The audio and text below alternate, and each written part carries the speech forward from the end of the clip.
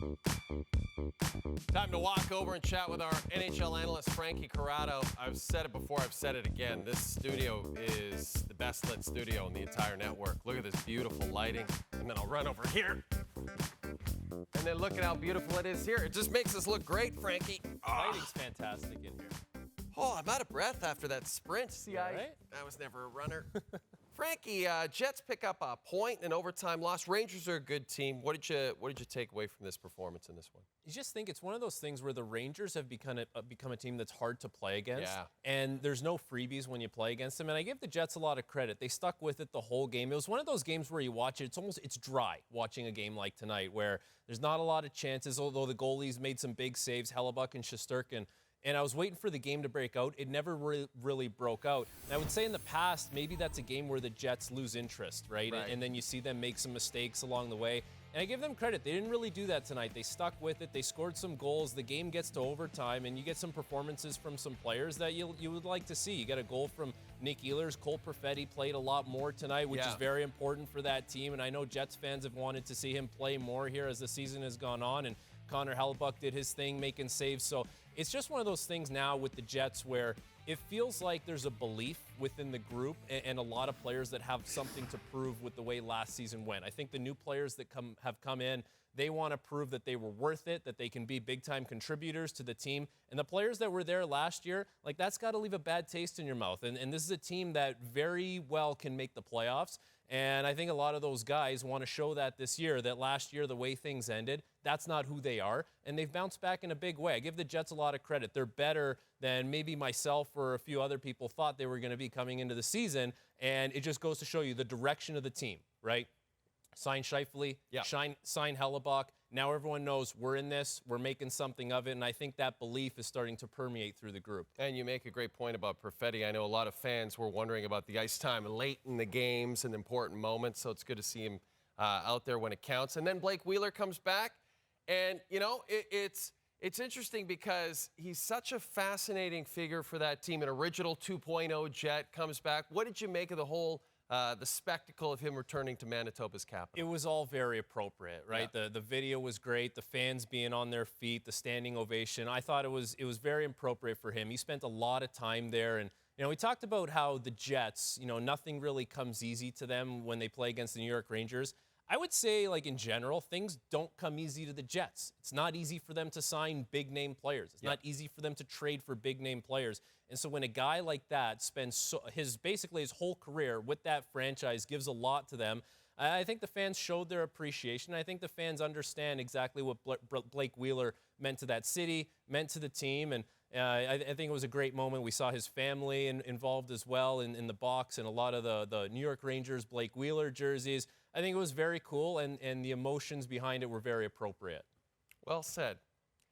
Now we turn our attention to the Calgary Flames, Frankie. Whew. Man, I did not, the players got what they wanted. You know, we've talked about this. Daryl Sutter's out, Ryan Huska's in, more of a player-friendly coach. And yet there's a weird malaise about this team right now that I can't quite put my finger on. What's your take on it?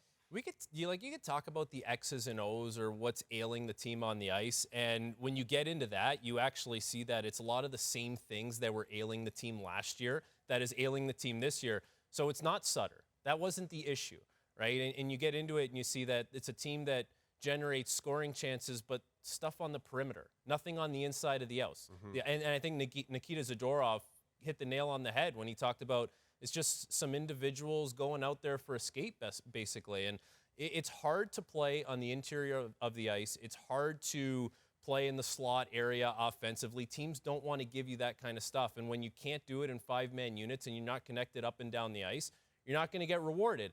And I will say this, like, you need to have star players in order to win in the NHL. We know that. So it's when teams are in cap trouble because they have star players and they're paying them a lot of money, it's not the worst thing because you have star players. But your star players need to play like star players, and it's not even close right now in Calgary. Like, you need those guys to lead the way. You win and lose with your leaders every single night, and those guys are not close to being what they pay them for. And if you're not getting your dollar values worth out of those players, you're not going to win in the NHL. And it's a big issue right now. Offensively, they don't have the horses. They're not gifted enough to score goals and win games right now. And it looks a lot like the team we saw last year. Give Jacob Markstrom some credit because he's really hung in there and he's having a good season now. But offensively, it's been a real problem for them. Well, and that leads me to my next question.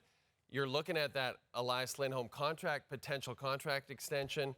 Noah Hannafin was saying all the right things a week ago. You know, looks like he wants to sign. At the same time, though, if you're Craig Conroy and you see the situation this team is in, are you starting to second-guess those decisions a little bit? 100%. Yeah, and you look at the back end, they only have 2 players locked in for past this season.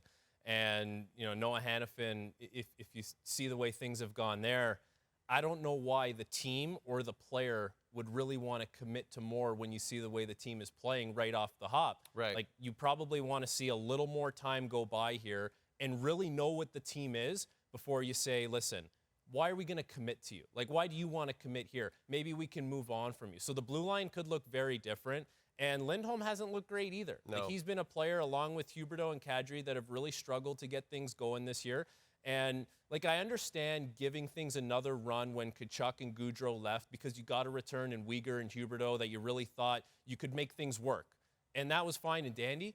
But now it's like, okay, 1 year went by.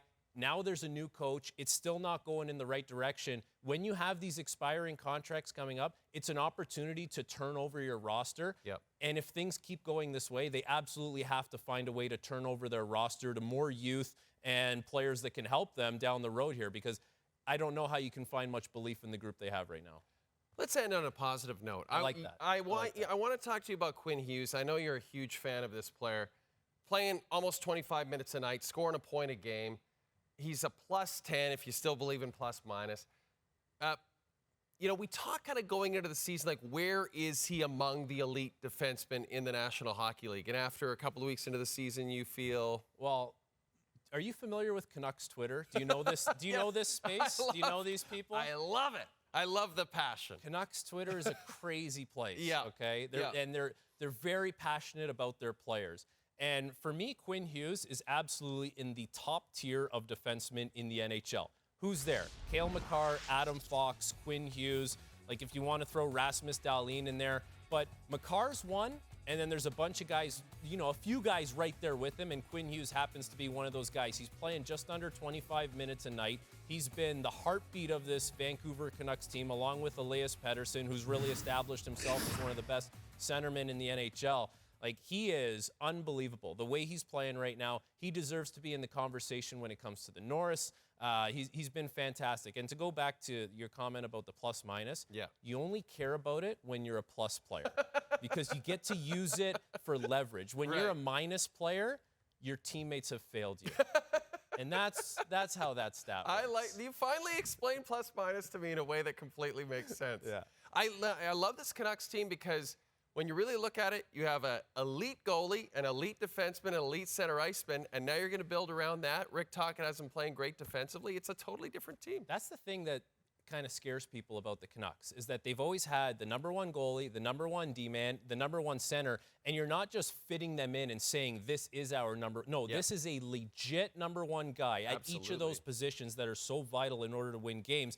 And for the Canucks in the past, it's been, you know, team has been a little loose structurally. We haven't seen maybe the attention to details. Rick Tocchet has this team out there on most nights with a plan to execute, and they're doing a good job of it. Like, they have some wingers that they're getting a little more from. Like, we've seen Brock Besser fill the back of the net. Like, if you asked me coming into the season, if there was a player that was a good candidate to be a bounce-back guy, it would have been Brock Besser, because we've seen the goal-scoring pedigree in the past, and it's nice to see that come back to him this year. So, listen, the Canucks can make noise. I think as the season goes on here, we'll see a little more belief in that group as well. Thatcher Demko has been unbelievable to start the season, and they're going to need that. Like, let's not fool ourselves here. The Canucks are still one of those teams that if everything goes well, they're kind of getting into the playoffs. You know, they're not running away with things, but it's very encouraging that as of now, they're seeing a lot of progress within the group. I'd say you were a +5 on this show. That's very nice of you. Yeah. I'm going to use that in my contract negotiations. +5 on Jay's show. Thanks, buddy.